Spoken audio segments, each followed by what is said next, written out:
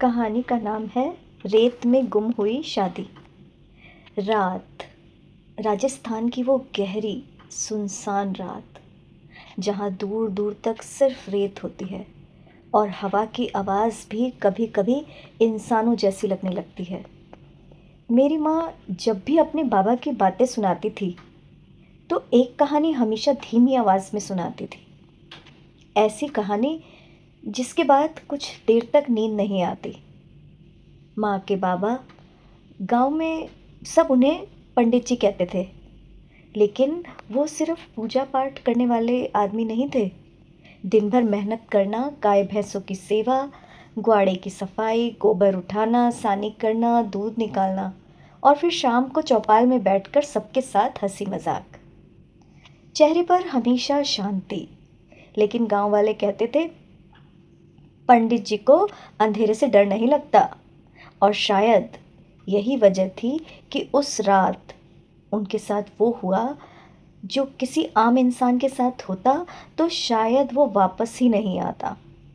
उस रात हवा बहुत अजीब थी, न तेज न बिल्कुल शांत, बस जैसे कोई बहुत दूर से धीरे धीरे फुसफुसा रहा हो। रात काफ़ी हो चुकी थी। तभी दरवाजे पर किसी ने आवाज़ दी, पंडित जी, फेरे कराने चलना है। आवाज़ बिल्कुल सामान्य थी, न डरावनी न अजीब। उन्होंने बिना कुछ सोचे अपना साफा उठाया और उसके साथ चल पड़े। रास्ता सुनसान था। रेत पर पड़ते कदमों की आवाज़ रात के सन्नाटे में साफ सुनाई दे रही थी। लेकिन अजीब बात यह थी, इतनी रात में भी एक भी कुत्ता नहीं भौंका, ना कहीं कोई आदमी दिखा, बस सन्नाटा। कुछ दूर चलने के बाद अचानक सामने रोशनी दिखाई दी। एक बड़ा सा घर पूरा जगमगा रहा था। ढोल की धीमी आवाज़, औरतों की हल्की बातें, शादी का पूरा माहौल, सब कुछ बिल्कुल सामान्य। इतना सामान्य कि कोई सपने में भी नहीं सोच सकता था कि वहाँ कुछ गलत हो सकता है। दूल्हा दुल्हन मंडप में बैठे थे। लोग इधर उधर घूम रहे थे। कुछ औरतें घूंघट में थीं। बच्चों की आवाज़ें भी आ रही थीं। अगर उस समय वहाँ कोई और भी होता तो उसे भी यही लगता कि ये एक साधारण गांव की शादी है। फिर फेरे शुरू हुए। मंत्रों की आवाज़ रात की हवा में गूंजने लगी। आग जल रही थी। दूल्हा दुल्हन चुपचाप फेरे ले रहे थे।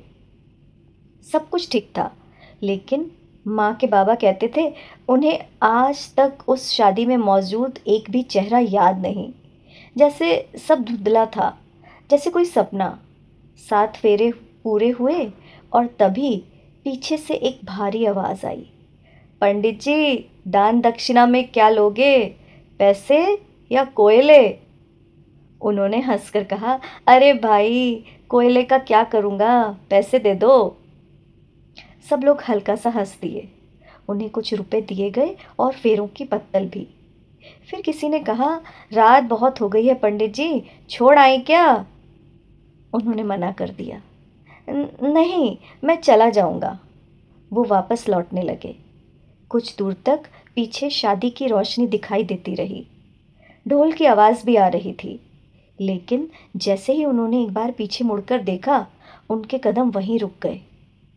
वहाँ कुछ भी न था, न घर, न मंडप, न लोग, न रोशनी, सिर्फ काला अंधेरा। इतना गहरा अंधेरा जैसे वहाँ कभी कुछ था ही नहीं।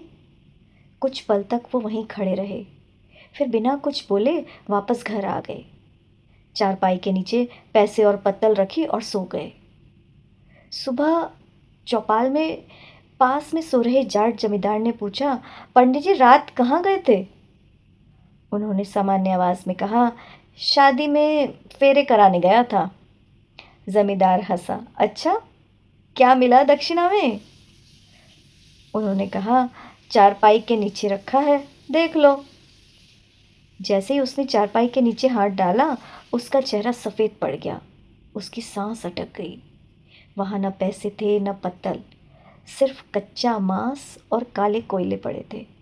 कुछ पल तक चौपाल में कोई कुछ नहीं बोला, सिर्फ हवा चल रही थी।